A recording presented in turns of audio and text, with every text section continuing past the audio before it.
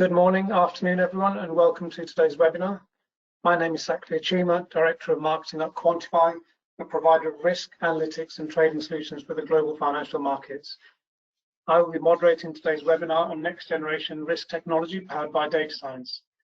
We are delighted to have Celent, a leading research and advisory firm, join us today. Today's speakers are Abdu Naik, Head of Solutions at Quantify, and Kubla Sting, a Research Director at Celent. The webinar will focus on the trends and dynamics shaping risk technology, with particular emphasis on data science. Once the presentation is complete, we will open up to a Q&A session, and you can use the pane on the right of your screen to submit questions. At the end of the webinar, you will be presented with a short market survey, and we will send a copy of the survey report to all participants. I hope you enjoy the webinar. I will now hand over to Kublas. Hi there, thanks Sajvir, and good afternoon and good morning and welcome again everyone. Hope you are all keeping safe in this time. Now, Quantify has invited Celent to share some perspectives on this whole area of data sciences in the context of risk management technology and operations. But let me start off by saying that in preparing for the session today, I've been reflecting on how the financial environment and the broader landscape has changed since a decade ago due to regulation, and I'll talk a little bit about the regulatory aspects of things before coming to what's happening currently with globally. Now, just to say that I'm an analyst, so I think in terms of hard numbers, and so as I considered the headline stats to characterize the last 10 years, I see a few points that are apparent to me, and I'll share that with you just to set the scene. Now, for example, over the last 10 years or so, the average banking industry return on equity has dropped from around the 15% level down to the 5 to 10% range. So it's a significant drop over the last 10 years. And then at the same time, you have regulatory capital buffers that have increased by more than 300% in the last decade, and this roughly translates to about 12 to 14% of capital as a percentage of risk-weighted assets compared to the 4 to 6% buffers before the 2008 financial crisis. Now, at the same time, you have bank operating expenses associated with risk and compliance technology and operations. Now, these have skyrocketed over the years, and we expect spending to hit more than $90 billion globally by 2022 based on our own estimates. And so if you look at some of the figures that we have across the industry here, even without the current uncertainties that lay ahead, you can probably conclude that conditions have already been challenging for many sell-side banks, but increasingly also for buy-side firms, especially taking into account the present scenarios that we're facing. And so as we look ahead, let me now just continue with some of the big picture themes that have been driving changes and we expect will continue to drive change for financial institutions in the coming years. Now, there are multiple drivers here. The first two, which I'll start with, are technology related around digitization and the application of big data, high performance computing, and data sciences across different parts of the bank's value chain. Now, just to say here that financial services and their risk management functions have always been a participant as well as a beneficiary of technology advancements. And with the current shift in emerging technologies, this is both a source of risk as well as a capability enabler for many institutions. Now, as with any change, of course, there are typical discussions around things like better automation, performance, and new functionality. But what we find is that more forward-thinking executives are now exploring questions around what a digital operating model might actually look like for the risk and control function. So from their standpoint, some are asking, how do we go beyond being just a control function and to meaningfully use technology advancements to become a more useful resource for the business. Now, secondly, across all financial services sectors, so banking, insurance, trading, and investment management, you see the rise of FinTech adopters and challenger firms that firstly have less legacy encumbrances to contend with. Now, they also focus on what we would term as a differentiated customer experience, and some are even employing more innovative risk algorithms. For example, the use of supervised machine learning for credit underwriting, and also to detect fraud and cyber attacks, which are especially pertinent at the moment. Now, all these changes are increasing customer expectations in terms of the speed and better quality of service, and hence control functions will need to up their game and feature seamlessly as part of the overall customer journey with the firm. So for example, if you're doing pre-deal risk and capital adjusted pricing or credit risk underwriting and approvals as part of your promise to the customer for sort of near real-time approvals, then some of these risk processes and calculations will need to be come in line with the core business process and also promises that you provide to the customer. Now, regulation continues to be a source of complexity and efficiency as well as risk for institutions. And here, both prudential and conduct-related regulations are typically more principle-based rather than prescriptive, and therefore are subjected to regulator discretion, especially in uncertain times such as the one that we're faced with.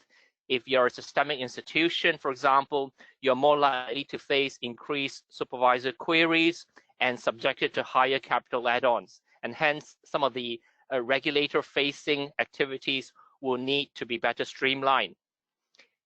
And then lastly, there are new types of uncertainties and risks that have not conventionally been areas of focus for the risk function. So for example, digital assets and their intersection with the real economy, what it means there, things like cyber risk, climate change, and also some of the emerging risks that are associated with the increased usage of AI and machine learning, especially when you embed it within core business processes.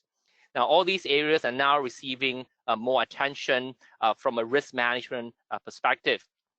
Now, more pertinently at the moment, when we come out of lockdown in the coming months, for the first time in history, we human beings in collective terms will also be considered risk factors in the workplace from a business standpoint. And so taking into account the current challenges that we're faced with, more and more we see that the table stakes are not just around new processes and operational efficiency, but also to achieve greater customer advantage and capital efficiency across different aspects of lending and trading. And this will only become more important in the years ahead as firms deal with the ongoing waves of change and also some of the fallout from the current pandemic scenario globally. Now, as a general statement, it's probably fair to say that in order to remain differentiated, or at least to stay in line with the curve in relation to risk management technology and analytical capabilities, one needs a fair degree of investment, both upfront and on an ongoing basis. Now, in many cases, if you view the analytics development activity as a factory function, for example, the current state of play is still very highly labor intensive, involving specialized programming and quantitative finance skill sets, which are conventionally difficult to recruit for, but also potentially replicated across different asset classes, instruments that a firm actually trades in. Now, the majority of model development type activities that we see at firms still involve significant manual data wrangling, data quality issues, and also a limited reusability in terms of models and code and so forth. And then finally, if you're a firm with tightly coupled connections between applications and system components, these make changes more prohibitive, costly, and potentially also risky for the firm. Now, we did a study a couple of years ago around the cost of deploying analytics capabilities for front and middle office trading. And this particular study focused on derivatives pricing and risk, which is an area that actually Quantify plays in. And in this breakdown, it illustrates the costs that are associated with some of these efforts if you're developing in-house.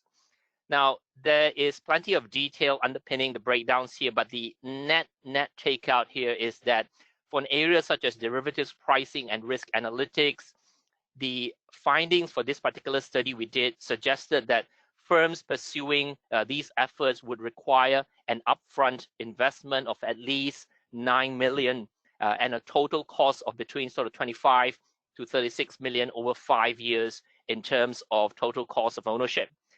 Now, just to say here that this study applies probably more for larger tier 1 institutions, and while the majority of firms may not reach the higher extreme of that range, the levels of expenditure can still be significant relative to the size of any firm. And of course, this would be dictated by the nature of a firm's investment strategy and also how dynamic and sophisticated these analytical models would need to be. Now, also, just to say that the provisioning and deployment of analytics, for instance, for things like front office decisioning, risk measurement, and also portfolio modeling, for me, possibly still represents one of the last bastions where costs can be further streamlined, given the fact that there are fragmentation of tools, data, and development environments, which actually make analytical integration, validation, and governance type activities highly manual and onerous. And so against the current challenging backdrop, we anticipate that firms will need to ensure that data analytics types activities are efficient and also lean from a cost perspective, such that there is headroom for innovation and more forward-looking changes. And in this area, this is where we see firms typically fall down or there are tactical disconnect across the organization. Because for many firms that we see, what poses the biggest complications for them to quickly assess things like financial impact, forecasting and planning, especially in situations such as where we are today, are that there are multifaceted dimensions, scenarios, and also granular factors that are involved. And hence the planning, the modeling, and the formulation of business response strategies are not always easily compartmentalized within single systems. For many organizations, this is where the disconnect lies. It's in the ability to be able to respond quickly based on timely and accurate information. Now, we show here a survey that we did a year and a half ago, and you can see common pain points include some of the typical suspects related to information management issues, so fragmented tools, data and information quality, inadequately granular reporting, which actually does not reveal anything groundbreakingly new. Yet it highlights that there are still improvements that need to be made. Because for most firms, the reality of different challenges that corporates, business unit, and departmental stakeholders face, in contrast with what the organization really needs in terms of being strategically responsive, for me still represents a stark picture for many firms. And this is where next generation technologies and approaches could possibly help when deployed appropriately. Now, with current events, as firms move beyond some of the immediate business containment, business continuity type responses to prepare for life after lockdown, we believe that digitization trends and the appetite for firms to adopt data science approaches will increase, and these will hold interesting possibilities for the risk function as well. Now, the last decade, especially the last 5 years, has seen the rise of what we would term as quite symbiotic emerging technologies and next generation approaches, which are fanning the flames of innovation and change across the financial industry, but also broader beyond that. And we believe that there is now synergistic groups of technologies and IT paradigms that are operating at scale and will further accelerate digitization and boost resiliency. So namely around just a combination of areas such as high performance virtualization of hardware and software infrastructure via the cloud. You have things like advanced analytics and data sciences, coupled with collaborative development paradigms and connectivity that would drive operational efficiencies and business collaboration.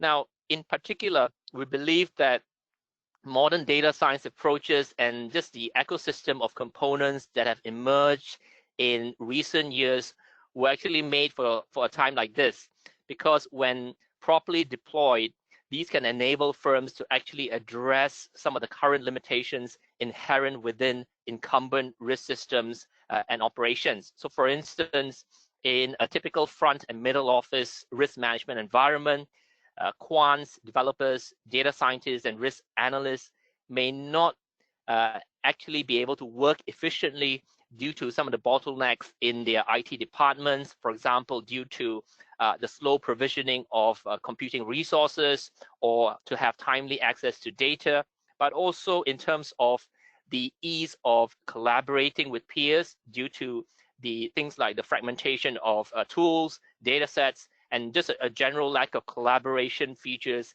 in some of these tools. For example, if you're using Excel spreadsheets and things like that.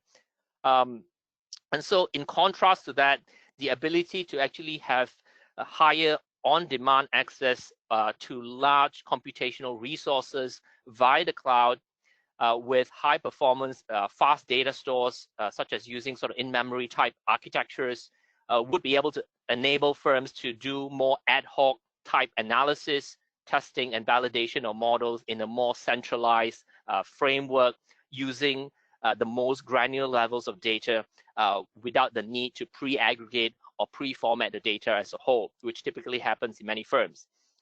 Now, already you see a growth in firms looking to infuse data science approaches into both frontline as well as risk management, second line of defense type activities. And we see this based on anecdotal conversations that we have with firms, as well as our own industry surveys. Now, this next chart here is a 2019 survey of risk management functions.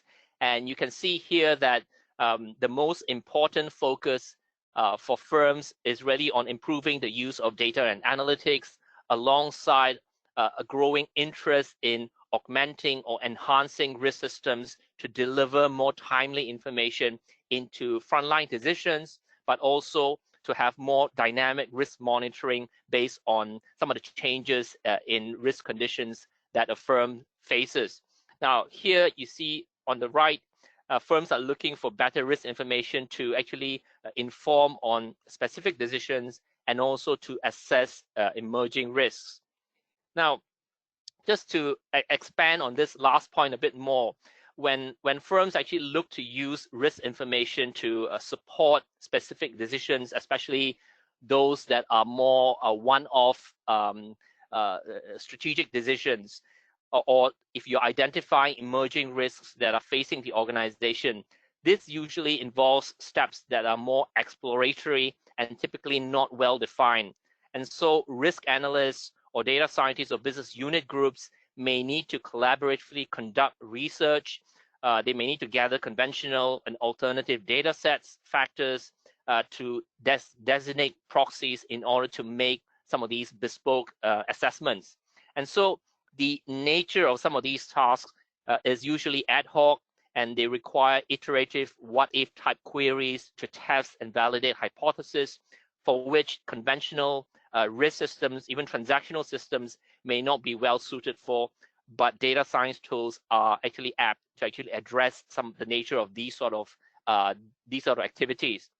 And so here you see that there are shifts in terms of just strategic intent towards the use of data science type approaches in terms of just different activities that firms do.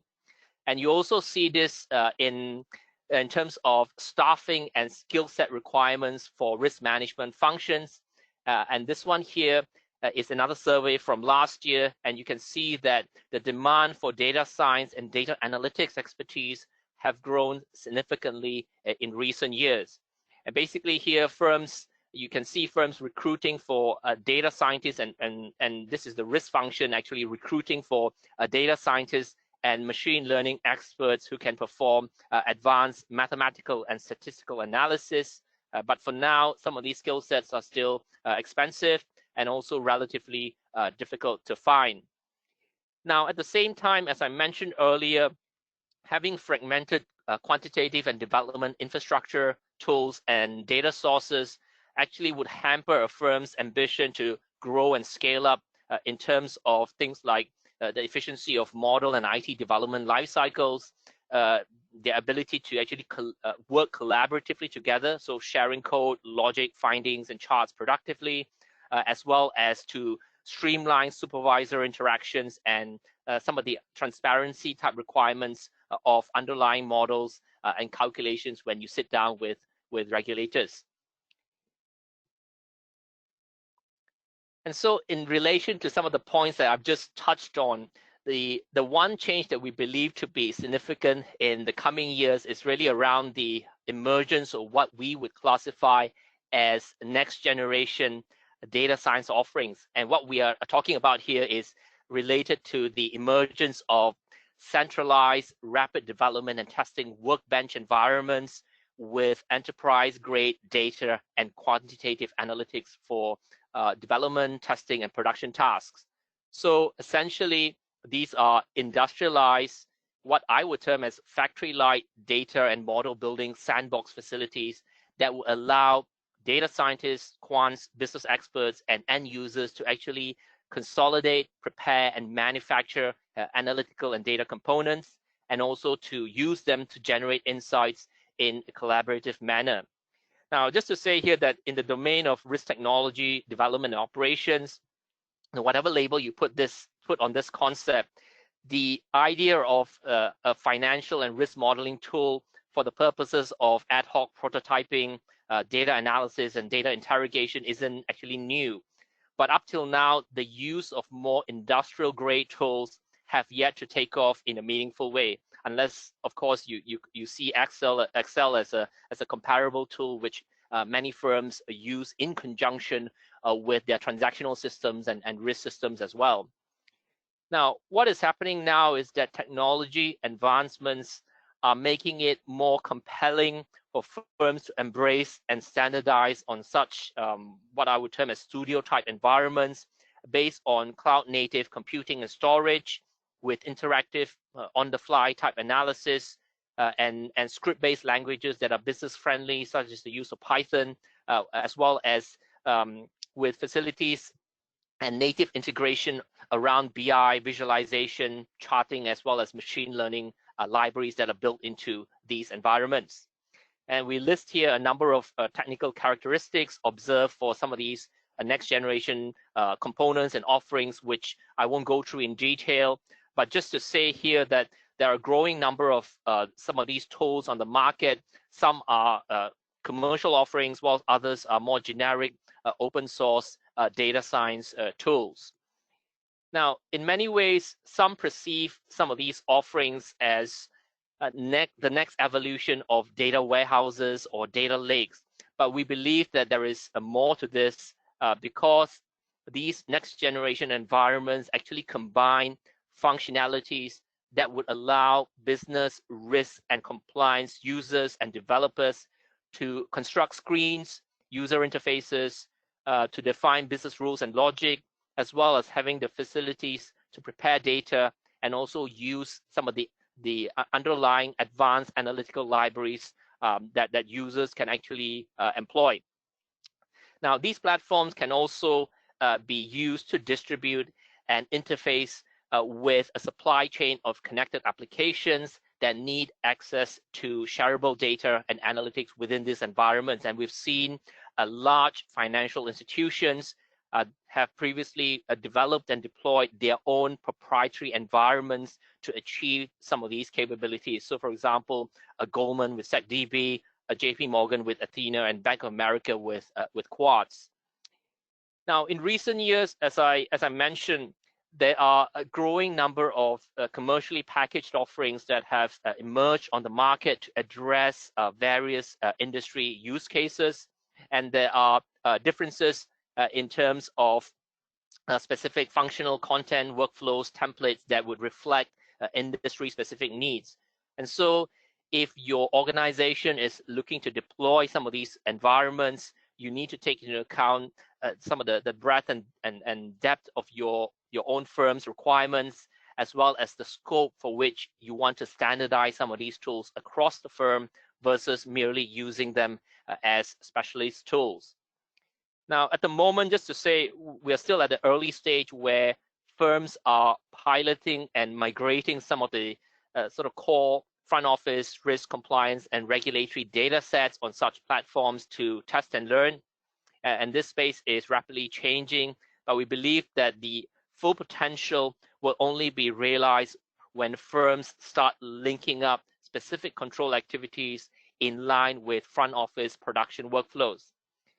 Now here on the right, we show a number of use cases across markets and trading, banking, investment management, and also non-financial risk activities that can benefit from the use of some of these environments. And at this point, rather than maybe me talking about some of these use cases, I'll bring in Everhood from Quantify to explain a little bit of what they are doing using data science approaches and also tools, and how they are looking to actually incorporate them within their product environment. So let me just pass this on to Everhood, and then he can talk a little bit about some of what they're doing. So.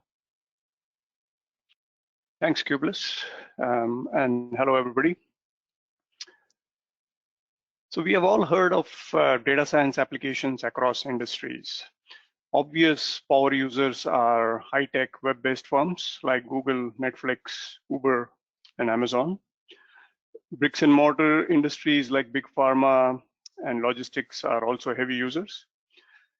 Apart from businesses, if we keep the businesses aside for a moment and talk more topically, the COVID-19 pandemic and concepts like flattening the curve and R0, which we hear about all the time, have suddenly and tragically brought data science applications into our lives. Applications for collecting and cleansing data, piping it through models, and visualizing model outputs are powered by data science tools. To give some examples, Palantir, a data firm, is helping the NHS in the UK cleanse its data and merge it with other data sets to help plan the service's response to the pandemic. You might have also heard about the Johns Hopkins dashboard, which delivers up-to-date information in real time. This is powered by Solace, an event streaming and management platform. Also, the predictions we constantly hear about are powered by forecasting models from MIT, IHME, Columbia, and a few others. Coming back to industries, if you look at finance and banking industry, there has been adoption on the core banking side, for example, to model customer behavior, assess credit for borrowers, etc. Within capital markets and specifically in risk management, some of the big banks have invested heavily over the last few years to build their own proprietary platforms. Some of them, Cubulus alluded to some of them. Tier 2 and Tier 3 banks, along with smaller buy-side institutions, is where we see opportunity for third-party solutions. So let's now talk about what would a platform targeted at these firms for risk analytics, a data science-powered risk analytics platform for this firm look like. So you would have the three different components are the data component. So the data in this context would be, so I was talking about the data. So integrated security master, portfolio, risk, and financial data. On the data management side, on-demand normalization and curation of the data. So the data is no longer just sitting in a database somewhere. It is data over the cloud. It's streaming data, which needs to be normalized in real time. The analysis component, so you need cross-asset model libraries, so financial model libraries, as well as AI and machine learning tools. And then the third component is the BI and visualization. So you have tools, third-party tools like Power BI and Tableau in this space. Now, all of this needs to be implemented in a development environment or a platform which provides a fast cycle of model development from experimentation to production, while enforcing a strong governance structure.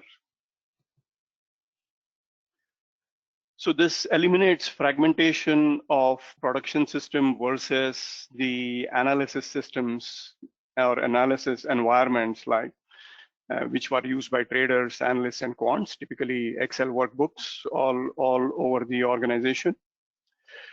Facilitates the ability to combine internal data sets with external structured and unstructured data sets. Combines the agility required for experimentation with governance required in a production environment. So now if we look at the tools that are available in the market for this, there are a lot of open source tools are available, as well as third-party applications. So if you go through the full chain of the data process, the data science process, so you have tools for ingesting data, so like files, data feeds, SQL, HDFS, and Kafka. There are tools available to wrangle data, refine Python, modeling, so Python, Jupyter, RStudio, VS Code, along with the financial and risk model libraries that would be required. Testing tools like data ops, and then for publishing, you can use Python, Dash, or third-party applications like Power BI and Tableau.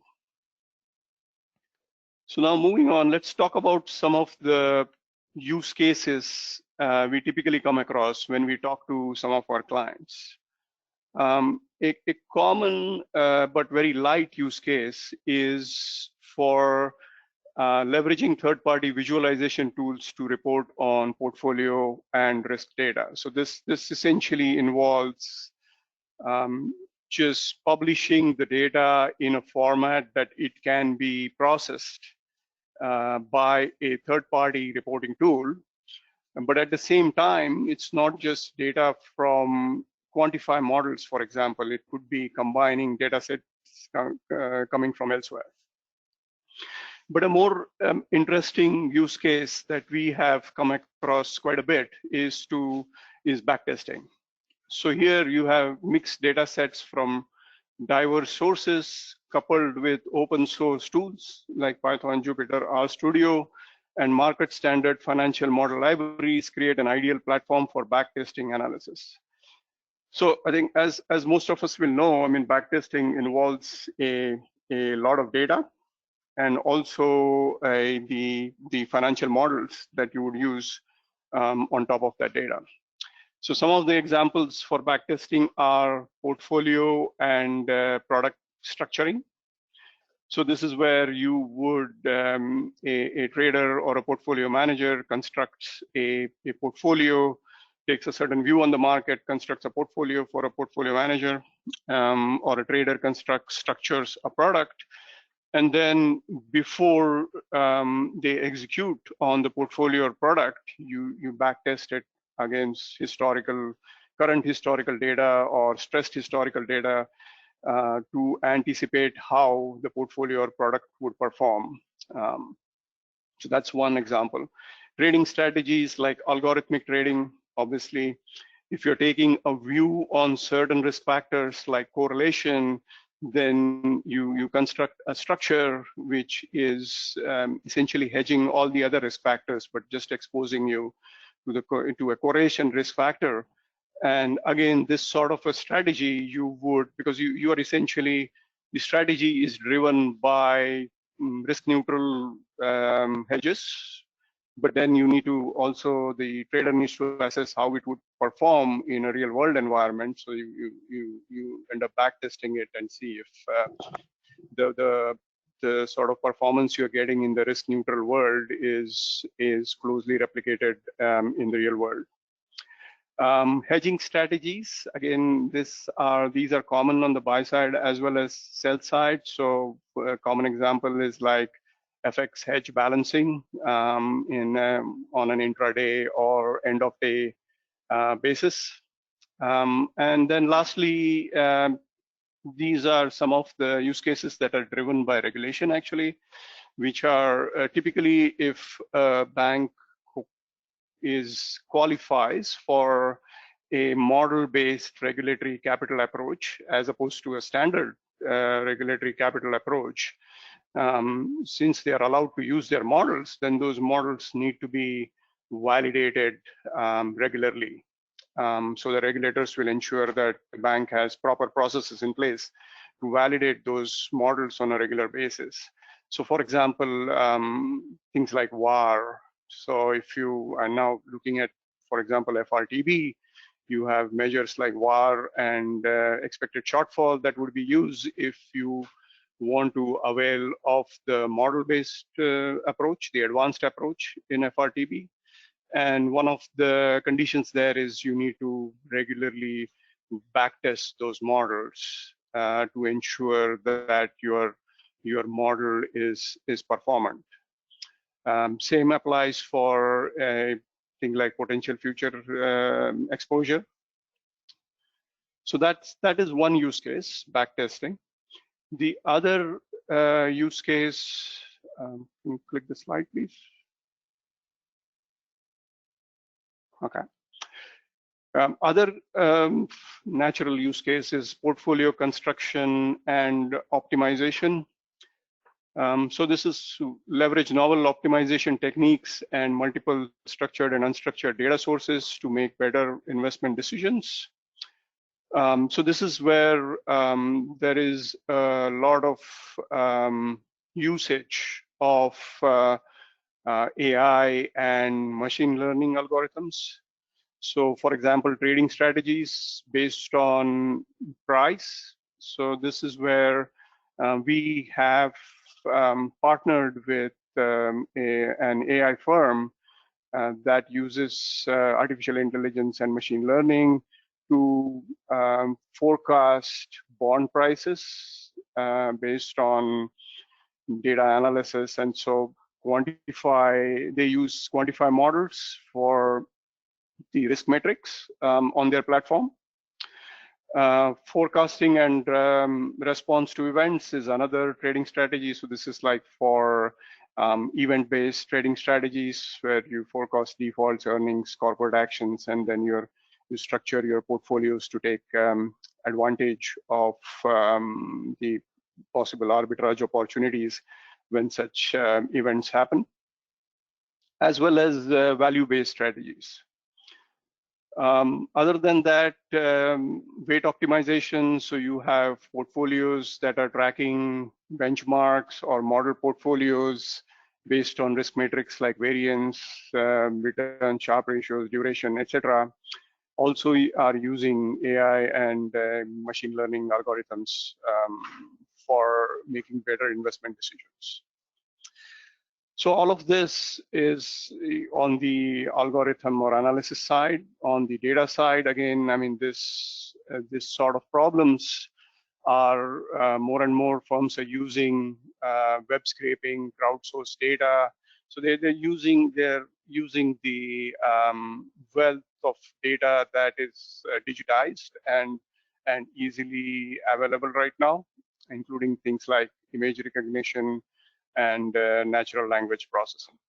So to summarize, these are some of the use cases that we are actively seeing right now. We already have partnerships with a few firms that are using our models and our analytics capabilities in this space. As well as currently we are having discussions to take this even further. With this, I will hand it back over to Kublis.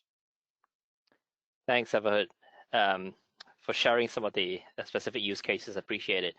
I found it particularly interesting that you also mentioned sort of other firms outside of financial services, and presumably you guys are taking cues from outside of the FS sector, which is fantastic. Now, let me just close by just summarizing a few points on how we expect data science practices to shape and develop, especially within sort of trading and risk management context. The first one is that as you see, we are presently in the midst of undergoing a shift towards new data analysis, data science tools, and the current COVID situation is likely to accelerate this trend due to the need to generate forward-looking insights and support business decisions in a collaborative and also time-compressed manner. Now, we mentioned Excel as a tool for these sort of ad hoc analysis and forward-looking type, perhaps even simulations. And here, it is not likely that Excel is going to go away anytime soon. But for large analytical collaborations involving complex data sets, what we are seeing is that we're seeing concerted efforts to actually move away from a heavy reliance on Excel due to some of the limitations in performance, volumes, and also a lack of sort of collaborative features and controls in the tool itself. Now, secondly, while the application of data science approaches actually holds quite significant promise, there are several caution points and considerations that financial institutions must take into account. The first one being, strong data and model management foundations are still very much required. But as with any technology solution, it's not a panacea for all the sort of complex data and analytical challenges that banks and other financial firms may face, because the implementation of some of these platforms actually assume that there are relatively established data quality processes in place. And here, most data science tools and platforms are not inherently not meant to address fundamental data governance and assurance activities, even though they contain facilities for data handling, data wrangling, and management, as Albert mentioned. The second point is that as more advanced analytics and AI-based models are employed, we expect regulators and business stakeholders will require more appropriate fit-for-purpose model risk governance processes, if not already. And this will not only cover conventional models, but also AI-based algorithms, especially those that are financially material when you embed that within your business decisions. Now, we expect to be an increased focus on explainable AI, where end users and clients will wish to understand the nature and so-called insights of a smart algorithm, some of the underlying data sets, and also the potential for bias before they employ them within their own organizations. And hence, taking these into consideration upfront when designing models will actually save retrofitting costs, and having a platform that actually can facilitate some of these transparency type requirements will actually help. And then thirdly, I think Albert touched on the fact that there are non-conventional data sets that will increasingly be used in conjunction with existing structured financial and market data. But at present, there is still a fair degree of friction around sort of data ingestion and wrangling for new and alternative data sets, because not all of them actually originate from the financial sector, and so the taxonomies may be different, and that there needs to be some sort of wrangling and reformatting that needs to happen. And the efficacy of some of these new data sets and its correlation with prevailing trading and investment patterns will need to be tested and analyzed in a relatively time-compressed manner in order to reduce information commoditization and also any time-related sort of value decay, and sort of data science tools will actually play into this equation.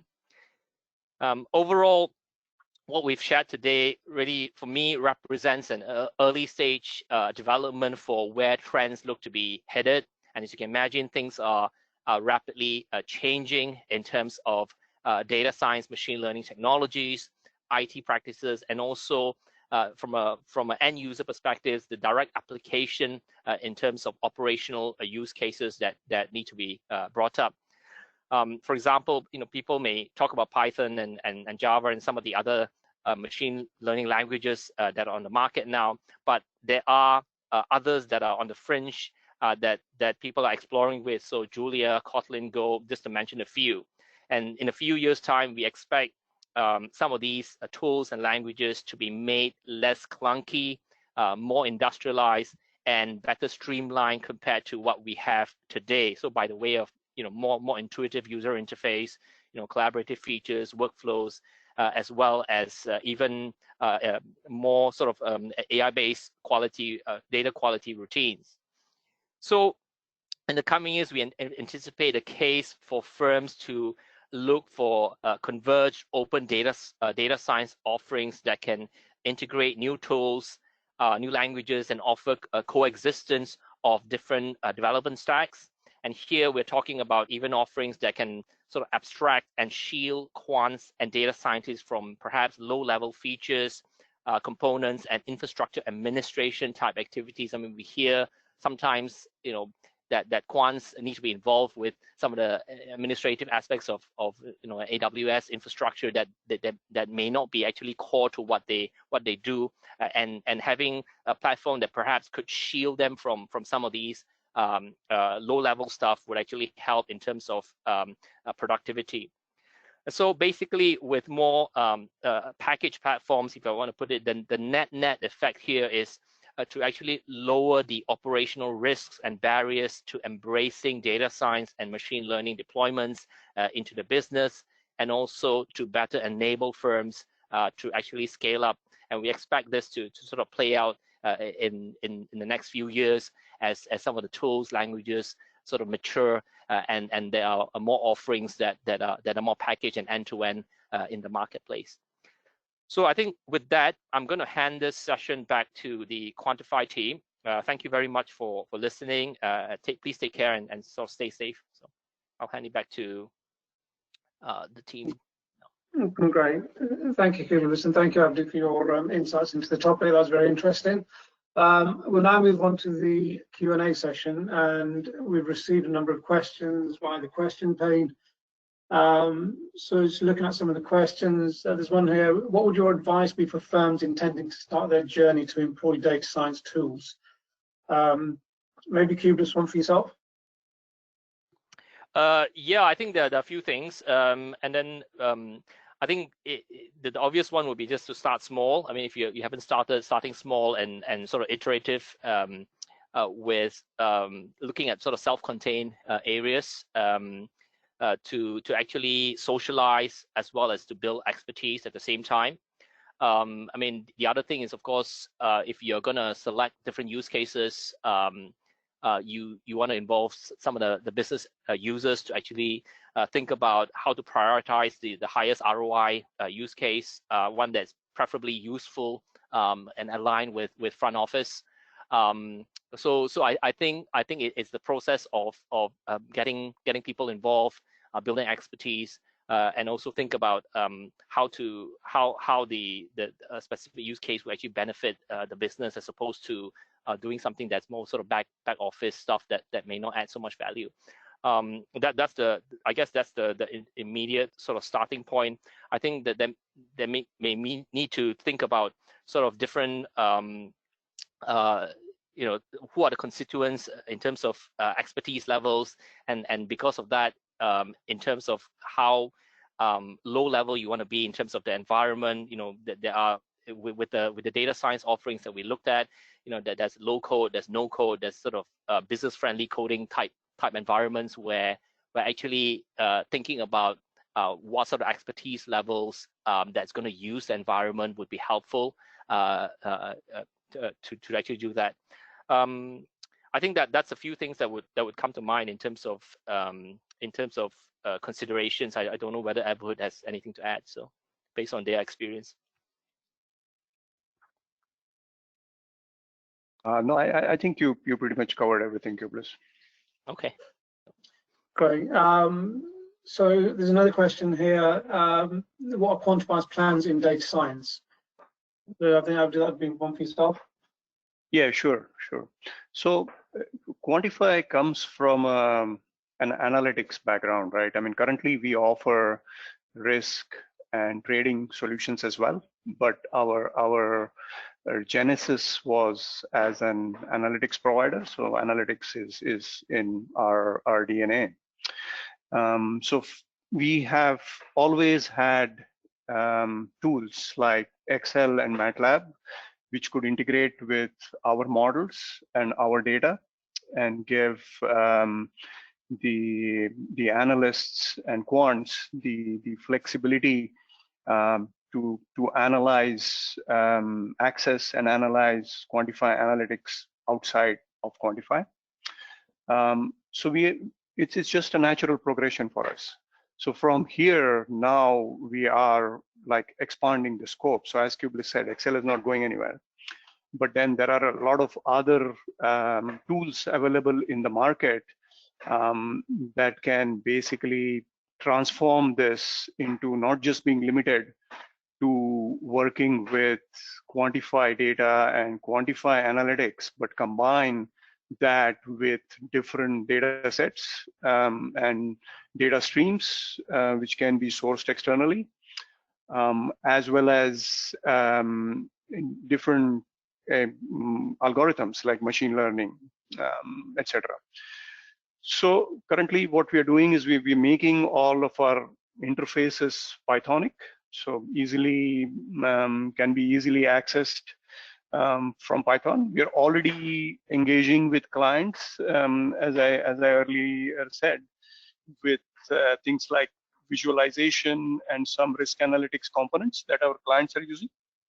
But the end goal is to offer an integrated self-service data science platform based on open source technologies as far as possible to help our clients. So this would help clients compose risk analytics from different data sources, plug in our models as well as third-party models, would have built-in data and model governance, and offer our clients an environment for fast cycle of model development and experimentation to production. Okay, so that's the goal. That's what we are driving towards. Okay, so there's another question which kind of ties in to the last question. You may have more to add to this. It's asking what manner do clients of Quantify benefit directly from the data science approaches and tools that you employ? Yeah, I mean, again, I'm coming back to some of the use cases that I discussed, I think are relevant. So currently it's more to do with visualization and BI. So integrating Quantify analytics, Quantify risk analytics with data from other data streams and presenting it in third-party visualization tools like Power BI or Tableau. Number two is the backtesting. So the use cases that I presented earlier are not just theoretical use cases. We actually have clients that are using our analytics in those use cases. So for the backtesting, we have trading strategies backtesting, which our clients are benefiting from. And as far as the portfolio construction goes, again, our partnerships with AI firms. So AI machine learning firms are using us for portfolio construction using bond price forecasting, for example. We have another example where a client is using us for a market making kind of operations. So using AI to help dealer banks make markets more efficiently. These are some of the examples. Great, thanks. And there's one, Kublis, I think this one's probably for yourself. Can you share your experiences of the pitfalls to avoid? I think there's one thing that's, I think, shorter term versus longer term, which is I mentioned earlier around sort of standardization as much as possible of the sort of analytical and data science development stack, rather than typically in a common environment. In a typical environment, you usually, it's an organic process in terms of bottom-up selection of tools, what the quants want to use. I think in the longer run, firms may benefit to actually standardize the stack as much as possible. I mean, it's become easier now that, you know, perhaps Python has become sort of the de facto standard, if not already. I think the chief data officer could be a conduit in terms of facilitating and steering the standardization of tools based on the organization and also use case alignment across different groups that may need quantitative tools like this. And I think you may not standardize to one tool, but at least you have a set of tools that are fairly standardized that you can that the firm can use and pick and mix if they want to, rather than let the organization actually perhaps degenerate into sort of fragmented tools and just using different types of tools and there's no standardization and skill set pollination. So I think that's one thing that's perhaps mindful if you're starting the journey to think about maybe a set of tools, but limited to a certain group based on the strengths and weaknesses of the tool sets itself. So that's me. Great, thanks. So I'm afraid that's all we have time for today. Any questions we've not answered, we will respond by email. The recording of this webinar will be available on our website, quantifysolutions.com, in the coming days. And I'd just like to remind you all of the short market survey that will appear when the session closes, and we look forward to the responses.